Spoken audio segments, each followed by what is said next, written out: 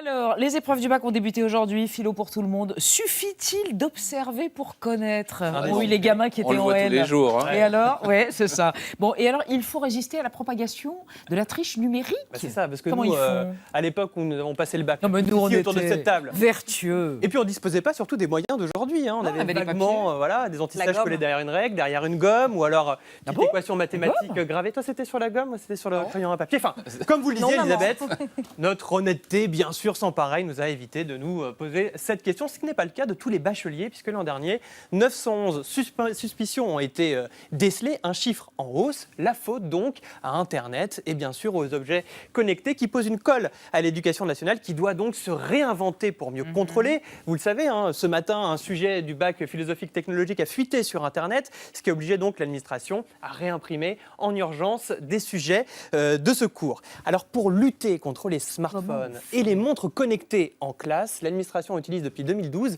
des détecteurs d'ondes capables de déceler comme ça les interférences complices, un système qui s'est encore renforcé cette année mais qui n'offre pas tous les gages de sécurité. Non. L'État aimerait utiliser le brouillage d'ondes, mais la loi l'interdit encore. Plus philosophe, les Danois ont recours à une autre technique pour lutter contre l'usage frauduleux d'Internet, l'autoriser pendant l'épreuve.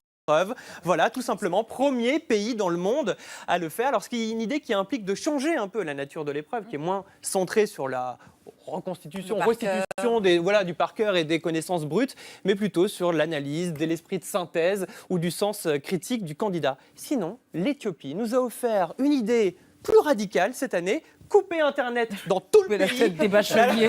Couper la tête de tous les bacheliers. C'est couper la tête d'Internet pendant toute la durée des épreuves, pendant une semaine. Plus d'Internet, une solution donc radicale, brutale, qui donne envie de faire plancher le régime éthiopien autoritaire sur le sujet philosophique du jour, enfin un des sujets. Tout ce que j'ai le droit de faire est-il juste? Ah oui, oui. sensationnel. Et alors